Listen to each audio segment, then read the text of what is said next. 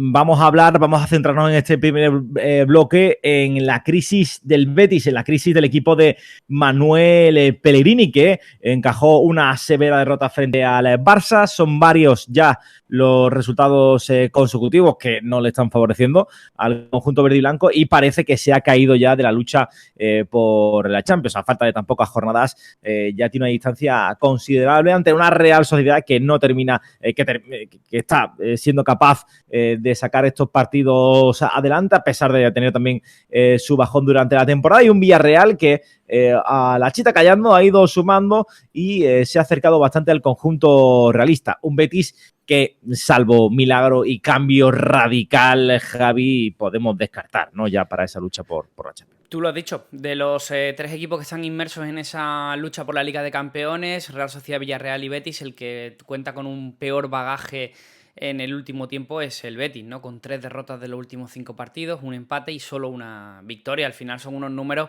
que le han bajado de esa situación. Si quieres, ahora hablamos del tema deportivo, pero es que sin ganas tampoco de generar pánico en Sevilla, pero es que yo veo al Athletic Club del Chingurri Valverde, que después de recuperarse de ese varapalo que fue precisamente no estar en la final de Copa que se va a disputar este fin de semana, creo que ha asumido muy bien la competición liguera y está presionando muy fuerte desde la 7ª plaza para intentar entrar incluso en esa 6ª plaza, que le daría el billete de forma matemática para la UEFA Europa League, aunque entendemos que esta temporada va a ser también bueno, pues el equipo 7º el que dispute competiciones europeas, pero no se puede descuidar el Betis, porque está de hecho pendiendo de un hilo su situación. Sí, está pendiendo de un hilo, a 9 puntos de la Real Sociedad, como decíamos, y tan solo tiene a 3 al Athletic, que, bueno, además tiene ese partido atrasado que le podría permitir empatar a puntos al conjunto verde y blanco antes de la jornada 33. No, hablábamos de lo futbolístico, Javi, y tiene que salir un hombre que obviamente pues su baja puede afectar o afectaría a cualquier equipo de la liga, como es la de Nabil Fekir, pero el franco-argelino fue lesionarse y el Betis bajar bastante las prestaciones, a pesar de que en algunos momentos sí que ha hecho buenos partidos con actuaciones notables como las de Rodri, y pasito adelante que quizás ha dado a Jose con respecto a los primeros meses a su llegada al Betis. No ha sabido encajar esa falta del centrocampista, y también un poco unido al bajón que ha dado Canales con todas las sanciones y todo ese revuelo que ha habido en torno al cántabro. Hay una relación directa entre la baja de Fekir por esa rotura del ligamento cruzado y también el descenso de nivel del Betis. Al final Fekir era un perfil único, ¿no? Todos lo decíamos.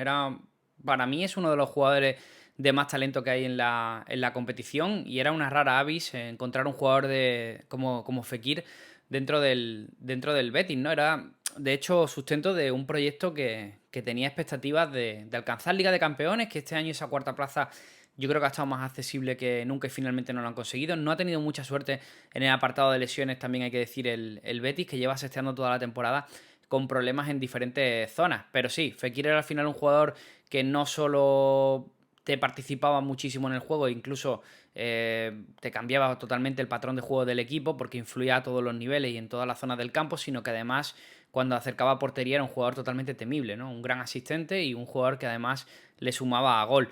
Hablabas un poco de la idea de haber traído a Jose Pérez bueno, pues para aumentar competencia en el equipo, pero al final es un perfil distinto de jugador.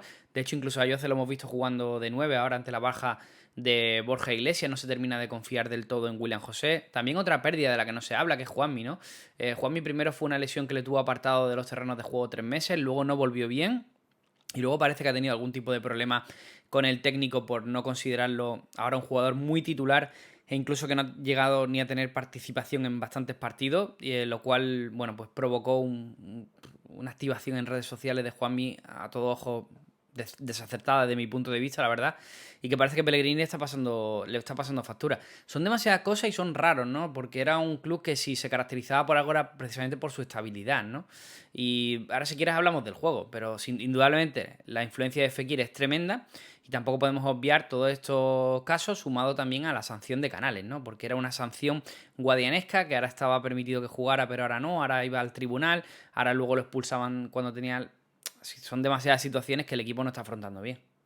Sí, es que de los 6 últimos partidos, el Betis solamente ha ganado uno de ellos, ¿no? Frente a un Español que la verdad le dio bastantes facilidades en defensa. Nos tenemos que remontar ya, si ampliamos el rango, incluso los números no son mucho mejores, ¿no? Con una eliminación en la Europa League de forma bastante contundente frente al Manchester United, ¿no? Yo creo que lo has explicado perfectamente, que en cuanto a las piezas que han faltado y al juego que ha propuesto el técnico chileno, pues no ha terminado de conseguir esos resultados, ¿no? Decías tú, ayer me decías en el podcast de Jornada Perfecta que un poco decepcionante la gestión de los recursos de Pellegrini, ¿no? Con esa falta de idea o de intentar cambiar un poco la idea de juego, lo que ha sido siempre, ¿no? Este Betis tan ofensivo, ese cambio con Guardado, esa falta de minutos a Juanmi, esa falta de minutos a Rodri, que por momentos lo había hecho muy bien. Parece que todo se ha encuadrado y hemos visto, pues al final, un resultado que no era lo que esperábamos. Sí, yo personalmente no he entendido nunca digamos que Rodri no haya tenido mayor protagonismo en este equipo, ¿no? Un jugador que en las últimas jornadas nos ha regalado goles y asistencia, mostrando que tiene una calidad indiscutible, ¿no? Pero que incluso en este último partido frente al FC Barcelona se despachó sin minutos, ¿no? Me sorprende mucho también el protagonismo que ha adquirido Guardado, como una solución proteccionista de Pellegrini de introducir a Guardado y a Guido Rodríguez en ese doble pivote y darle un poquito más de vuelo a William Carballo. Un jugador que no solo ayuda en el centro del campo, sino que también tiene llegada. Es cierto, pero si no tenemos un William a ese nivel alto, que nos enseña de cuando en cuando, es un jugador también bastante irregular en sus prestaciones, para mí la aportación de Guardado en el centro del campo, ya no solo eso, es un jugador que me da la sensación de que sí que tiene veteranía y que sí que tiene muchos galones, seguramente, el mexicano, pero que no le termino de ver aportar. Es más, le veo fallos tanto de concentración como de que el propio físico no le llega, que creo que están penalizando mucho al equipo. También su capacidad para hacer marcas. Estamos viendo como un Miranda que sufre muchísimo, ¿no? En ese lado izquierdo, porque Guardado no es un jugador que ahora mismo le dé para mantener el centro del campo y además ayudar a las subidas de Juan Miranda.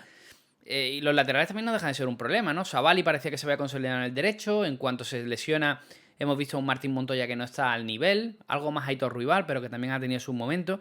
Y en el izquierdo, pues Miranda es un jugador correcto, pero que todavía es demasiado joven. Apenas tiene 20 años y tiene fallos defensivos de enorme importancia, aunque ofensivamente sí que está funcionando bien. Y Abner Vinicius, que venía como uno de los fichajes más prometedores de ese estilo que está haciendo el Betis, de traer jugadores jóvenes para intentar promocionarlo, pues le ha pasado un poco como a su compatriota Luis Enrique, ¿no? Han tenido momentos espectaculares, en el caso de Luis Enrique un poquito más acentuado, pero luego han desaparecido de los 11, así que siento ser tan crítico en torno al Betis y todavía no hemos llegado a la parte de los centrales, donde Luis Felipe ha tenido expulsiones, ahora ha tenido lesiones, Petzela 3/4 de lo mismo. El otro día, bueno, pues vemos también esa jugada importante de Edgar, donde al final acaba expulsado y que es verdad que está encendiendo mucho las críticas en el Betis hacia el colectivo arbitral, porque también se sienten últimamente un tanto perjudicados y puede que tengan razón, pero creo que al final eso tampoco enmascara la situación de un Betis que ha perdido esa confianza que nosotros teníamos en el equipo, que nos gustaba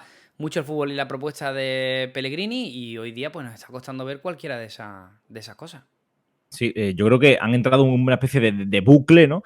Cargando siempre un poco, o quizás estando en una actitud que lo ha ido al club en general desquiciando, ¿no? Y eso al final, centrándose en otras cosas extradeportivas que, oye, con toda la razón, creo que la mayoría de las cosas de las que se queja el Betis, pues tienen razón, ¿no? Pero, bueno, hemos visto el ejemplo perfecto, lo tiene a pocos kilómetros, como es el Cádiz, ¿no? Un equipo que también por momentos ha estado bastante desquiciado, pero al final se han centrado en el fútbol y se han centrado en sacar el trabajo adelante, más allá de haber sido perjudicado, ¿no? en distintos partidos. Yo creo que no ha sabido gestionar la situación.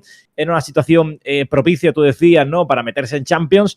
Y claro, pues tiene al lado, en la misma ciudad, a un equipo que ha sido capaz durante muchísimos años, y esa presión yo creo que no ha sabido gestionarla bien, ¿no? Vamos a ver cómo acaba el Betis, cómo lo lleva y si es capaz de entrar en competición europea o no, Bueno, pero Eh, luego pinta... Es que Antonio, ahí, y esto ya entra un poco más en lo visceral, y además sabemos cómo funciona el pique Sevilla-Betis en la capital andaluza, pero sí que es verdad que no hay ni rastro de la situación que se vivía hace 3 meses, ¿no? Un Betis que gozaba de una situación en Europa League que le podía permitir soñar, quién sabe, incluso, ¿por qué no?, con poder ganarla. También, bueno, pues en Liga ansiaban esa cuarta plaza que precisamente el Sevilla había dejado libre en esta temporada, donde no iban a competir para poder llegar hasta ahí arriba. Y de hecho el Sevilla incluso estaba en una posición casi de descenso, ¿no? Que era algo con lo que también se coqueteaba. Y fíjate, el vuelco que ha sufrido todo en estas últimas semanas. Es cierto que el Betis va a terminar en una posición clasificatoria mejor que la del Sevilla, seguro. Pero es que el Sevilla podría encontrar su premio esta temporada en Europa League, donde está a solo 3 partidos de la gloria, y ya lo han hecho anteriormente.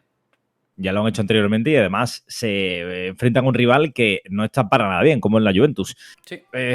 Con cuidado ahí, que desde luego el Sevilla, opciones para ganar yo creo que Eh, ahora mismo es sin duda el favorito es más, el incluso. Sevilla ahora mismo no tiene que ver a ningún rival, porque al rival más duro que había se lo cargó. Exactamente. Se lo cargó y bien cargado, ¿eh? Y bien cargado, como fue al Manchester United. En cuanto al resto de la jornada, Javi, por así hacer un repaso por encima, destacable sobre todo cositas por el descenso, ¿no? Partidos directos por la permanencia, como Cádiz-Valencia, que se llevó el Sí. triunfo el conjunto gaditano, y el Español Getafe, que hizo lo propio frente al equipo de Bordalás, que ha vuelto. Sí, el Getafe que, bueno, pues no le sirvió eso de entrenador nuevo, victoria segura, perdió contra el Español, un Español que, bueno, pues que podía ya encontrarse en una situación delicada tras la última racha de derrotas, y que, bueno, pues esa victoria en casa le hace volver a ubicarse ahí. La verdad que está preciosa, ¿no? A ver, algún aficionado que esté implicado en esta lucha por el descenso pues no opinará lo mismo que yo, ¿no? Pero Valladolid, Almería, Valencia, Español y Getafe, 2 plazas para estos equipos, y podemos incluir el Cádiz, por supuesto. Son al final 6 equipos que se van a disputar 2 plazas, porque a Celta, Mallorca ya los consideramos fuera de toda duda. Y ese otro partido, ¿no? Un Valencia que hizo unas rotaciones extrañísimas para un rival directo como era el Cádiz, donde no jugó Gallá, donde Cavani entró a partir del minuto 80. Es verdad que todo pinta que era por ese apercibimiento, más cansancio, como reconoció Baraja. Pero creo que el Valencia no está ahora mismo ni tiene plantilla para poder permitirse rotar al que creo que es su jugador más importante, que es José Luis Gallá. Y podemos sumarle también a Almeida y Cavani. Son situaciones extrañas que no terminaron de entenderse, y entiendo un poco, bueno, pues el enfado valencianista que hay, porque se dejaron escapar 3 puntos y ahora tienes que recuperarlos ante un rival muy difícil como es el Villarreal. Complicado, ¿eh? Lo Sí. va a tener complicado. Yo no entendí muy bien la gestión de las rotaciones de Baraja, pero bueno, también se mostró bastante crítico el entrenador del Valencia con sus jugadores tras el partido, porque la verdad es que quitando el arreón final dejó bastante que desear, ¿no? El conjunto ¿Sabes Valencia. lo peor y lo que podía estar rumiando esta última hora? Que yo creo que la mala noticia para el Valencia es que se jugó a lo que quiso el Cádiz. Sí. Y que un Cádiz que también tiene sus urgencias y tiene sus debilidades te lleva a su terreno, pues es alarmante.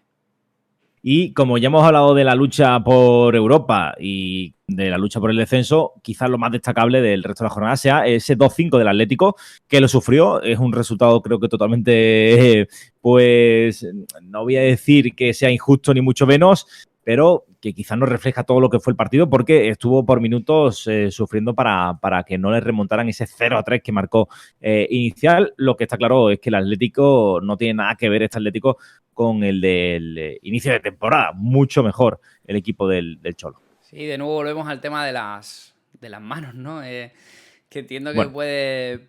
Estábamos grabando el podcast de Jornada Perfecta y tú precisamente me lo dijiste, ¿no? Oye, Javi, tío, penalti, para mí es penalti, pero claro, que es lo mismo que opinaban los aficionados del Valencia hace 2 semanas con el de Fernando, ¿no?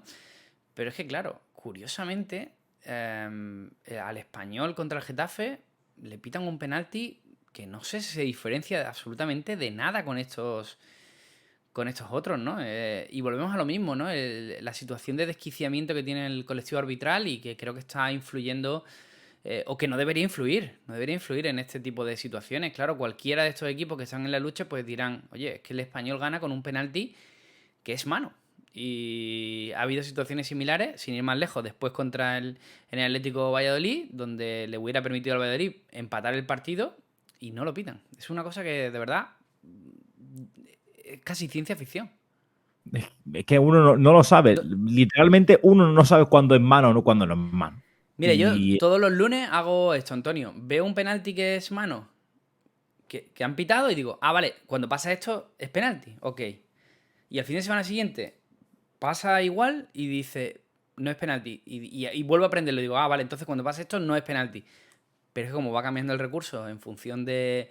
Y además no creo que sea ninguna teoría conspiranoica de que al Español si quieren pitárselo, pero al Valladolid no creo nada de eso. Igual que no. el penalti de Busquets en el partido contra el Atlético, que era en el minuto 90, tampoco creo que sea ninguna teoría conspiranoica, y lo digo en serio, no creo que... Pero yo creo que ni siquiera los propios árbitros tienen claro el criterio llegado a esta altura.